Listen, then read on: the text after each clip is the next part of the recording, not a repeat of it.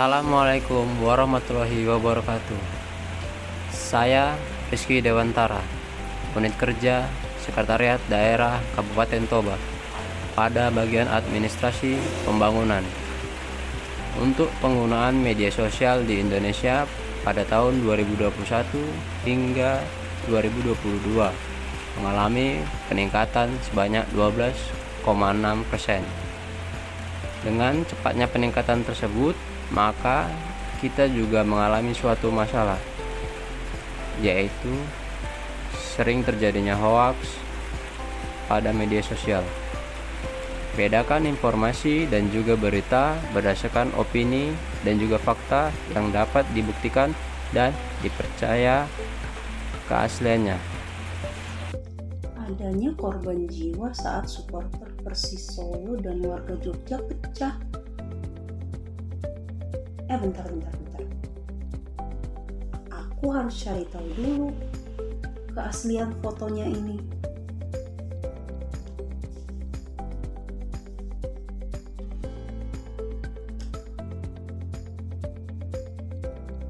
Polisi buru pembuat berita hoax adanya korban jiwa saat supporter Persis Solo dan warga Jogja pecah.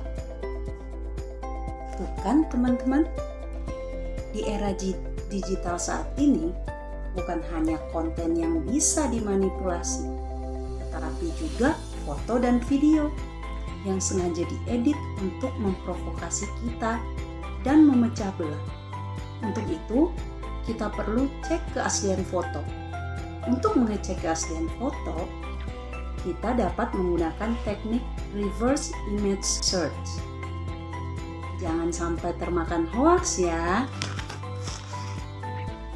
Baru baca judul langsung panik. No way. Sebelum panik, mari telisik. Setiap informasi yang kita baca akan diproses oleh nalar. Informasi tersebut kemudian akan ditransformasikan dalam bentuk perasaan, persepsi, keyakinan, bahkan tindakan oleh penerima informasi. Judul yang provokatif seringkali sengaja dibuat untuk menarik minat dan rasa penasaran dari pembaca.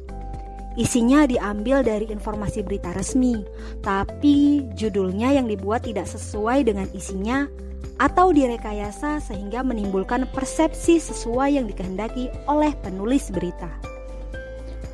Di dalam berita ini, berita tersebut memang menjelaskan tentang larangan mudik dan sanksi-sanksinya.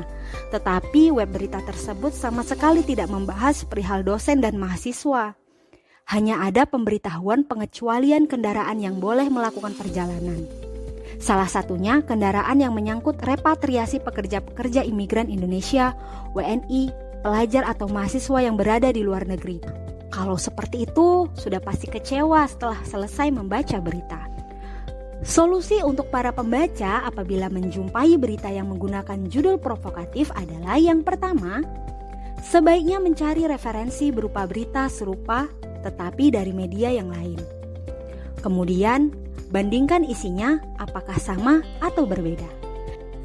Dalam hal menangkap hoax, kita sebagai ASN harus mampu mengajak dan mensosialisasikan upaya menangkap hoax, seperti ikut grup diskusi.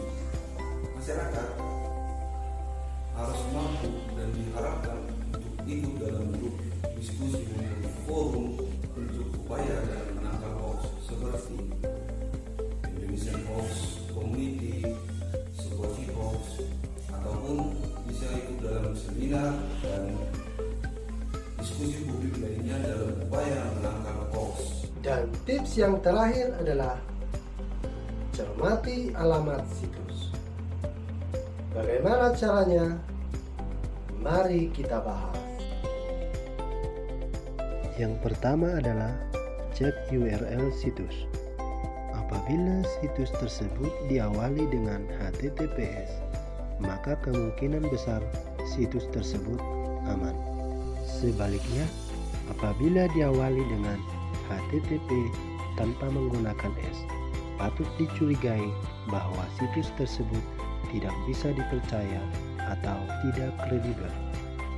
Kemudian, kenali dan pahami nama domain dari situs tersebut. Untuk lembaga pemerintahan, biasanya menggunakan domain .co.id, dan untuk perusahaan biasanya menggunakan .co.id, .com, .or.id, .olg, dan untuk kampus atau universitas biasanya menggunakan .ac.id.